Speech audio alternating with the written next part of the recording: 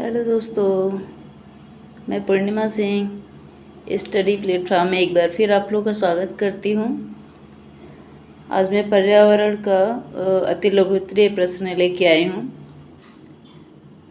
पसंद आए तो लाइक सब्सक्राइब शेयर ज़रूर कीजिएगा। पहला क्वेश्चन है, पर्यावरण शिक्षा से आप क्या समझते हैं? पर्यावरण शिक्षा का अर्थ।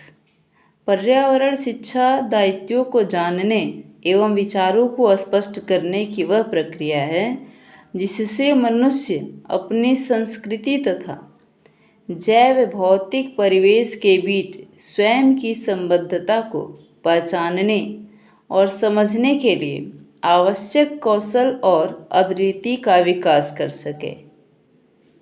पर्यावरण शिक्षा के उसके क्या दें दायित्व मैंने कि आपके आसपास जो पर्यावरण है तो उसके प्रति आपके दायित्व क्या बनते हैं, उसको सही रखने के प्रति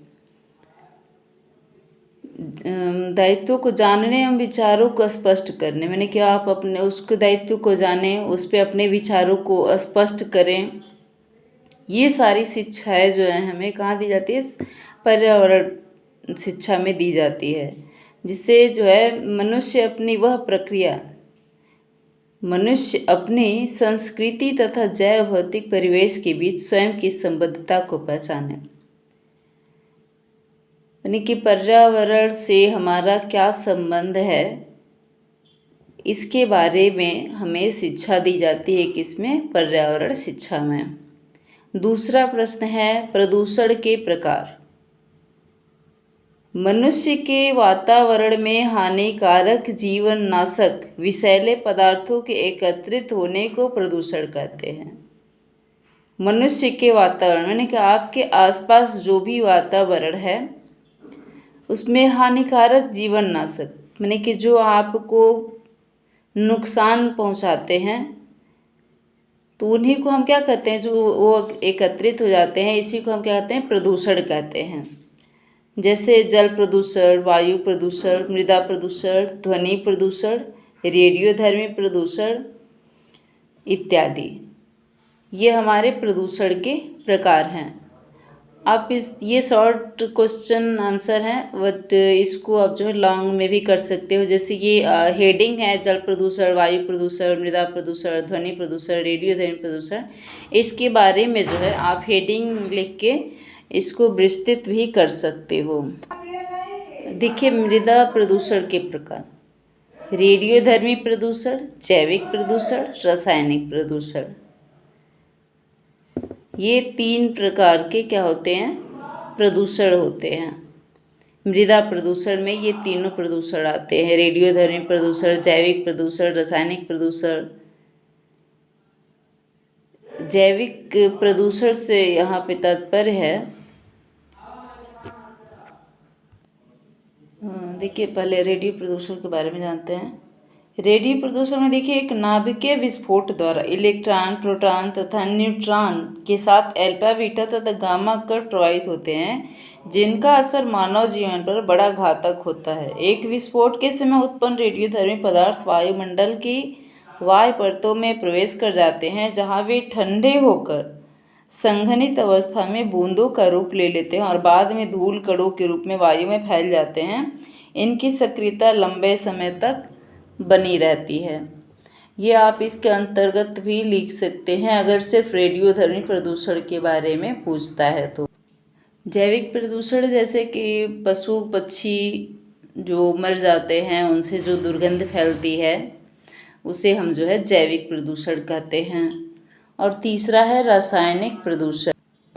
रासायनिक प्रदूषण से यहाँ हमारा तात्पर्य है जो भी पौधे या फिर फल फूल जो लगाए जाते हैं, सब्जियां लगाई जाती हैं, तो उनकी बचाव के लिए जो रासायनिक छिड़काव की जाती है, उससे भी हमारे क्या कहते हैं, मैंने कि उस जो छिड़काव की जाती है वो जब हमारे धरती पे पड़ती है, मिट्टी पे पड़ती है, तो उससे क्या होता है? मृदा प्रदूषण होता है। चालू ही नहीं। हाँ, देखिए चौथा है, अम्लीय वर्षा क्या है? वह वर्षा जिसमें वायुमंडल में निहित रासायनिक तत्व अथवा प्रदूषक मिल गए हों तथा जो पृथ्वी पर एक हल्के अम्लीय सांद्रण के रूप में गिरती है। इसका कारण यह है कि CO2 कार्बन डाइऑक्साइड, CO2 का होता है कार्बन डाइऑक्साइड, जो पृथ्वी के वायुमंडल में प्राकृतिक रूप में विद्यमान है, जो जल के साथ क्रिया करके कार्बोनिक एसिड बनाता है। इसे हम क्या कहते हैं? अम्लीय वर्षा कहते हैं। पांचवा है पर्यावरणीय संकट क्या है? वह वर्षा जिसमें वायुमंडल में निहित रासायनिक तत्व अथवा प्रदूषक मिल गए हो तथा जो पृथ्वी पर एक हल्के अम्लीय सांद्रण के रूप में गिरती है। इसका कारण यह है कि CO2 यानी कार्बन डाइऑक्साइड जो जल के साथ क्रिया करके कार्बोनिक एसिड बनाता है, इसे ही हम क्या कहते हैं? पर्यावरणीय संकट कहते हैं। छठवां है ओजोन छिद्र क्या है? वायुमंडल में लगभग 10 किलोमीटर से 40 किलोमीटर के बीच इसकी परत रहती है। ओजोन परत हमारे लिए एक सन स्क्रीन की तरह काम करती है। यह परत सूर्य के उच्च आवृत्ति के प्रकाश की 93 से 99% मात्रा अवशोषित कर लेती है। पृथ्वी से वायुमंडल की 91% से कार्बनिक ओजोन गैस यहाँ मौजूद है। ग्रीन हाउस के दुष्प्रभाव। ग्रीन हाउस में प्रभाव में वृद्धि कुछ वर्षों से देखी जा रही है। पृथ्वी पर मौजूद वातावरण ग्रीन हाउस की सतह के रूप में कार्य करता है। सूर्य की ओर से आने वाली प्रकाश किरणों का 31% भाग पृथ्वी की सतह से पुनः परिवर्तित होकर स्पेस में चला जाता है और 20% भाग पृथ्वी की सतह से पुनः वातावरण के द्वारा अवशोषित कर लिया जाता है। सूर्य से आई ऊर्जा का बचा हुआ भाग पृथ्वी पर मौजूद समुद्र की और सतह पर मौजूद तथ्यों द्वारा अवशोषित कर लिया जाता है। फिर इसे उष्मा में परिवर्तित कर लिया जाता है, जो पृथ्वी की सतह और ऊपर मौजूद हवाओं को गर्म बनाए रखने में मदद करती है। पृथ्वी के वातावरण में मौजूद कुछ खास गैसें ग्रीन हाउस की सतह के रूप में कार्य करती हैं और उष्मा को पृथ्वी पर बांधे रखती हैं। आठवां है भारत में जल प्रदूषण के कारण। औद्योगिक कूड़ा। पहला है औद्योगिक कूड़ा, जो औद्योगिकों द्वारा कूड़ा कचरा वहाँ से निकाला जाता है, वो सीधे कहाँ जाता है? जल में जाता है। फिर कृषि क्षेत्र में अनुचित गतिविधियाँ। कृषि के क्षेत्र में जो उचित रूप से गतिविधियाँ नहीं की जाती, अनुचित जो भी गतिविधियाँ होती हैं, उनसे क्या होता है? हमारा जल जो है प्रदूषित होता है। और तीसरा है मैदानी इलाकों में बहने वाली नदियों के पानी की गुणवत्ता में कमी। चौथा है सामाजिक और धार्मिक रीति रिवाज, जैसे पानी में शव को बहाने, नहाने, कचरा फेंकने। ये मैंने कि जो धार्मिक रीति रिवाज है उससे क्या होता है? वो लोग क्या करते हैं कि पानी को जो है शव को जो है पानी में बहा देना चाहिए, या फिर उसमें लोग नहाते हैं, उसी में कपड़े भी धोएंगे, उसी में नहाएंगे। इससे क्या होगा? पानी जो है गंदा होता है, उसमें प्रदूषण फैलता है। कचरा जैसे कि पूजा पाठ वाला जो भी सामान होता है, उसको लोग कहते हैं कि इधर उधर नहीं फेंकना चाहिए, पानी में ही फेंकना चाहिए, तो उससे भी हमारा पानी क्या होता है? गंदा होता है। इससे भी जल प्रदूषण फैलता है। जहाज़ों से होने वाला तेल का रिसाव। जो भी जहाज़ हमारे समुद्र में या फिर नदियों तालाबों में जो चलाए जाते हैं, उनसे क्या होता है?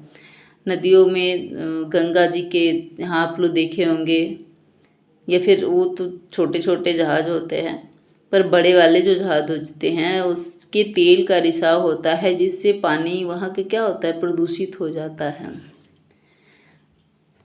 पसंद आया तो लाइक और सब्सक्राइब ज़रूर कर लीजिएगा, और किसी मैटर पे अगर आपको चाहिए वीडियो तो प्लीज़ कमेंट करके ज़रूर बताइएगा। Okay, bye, take care.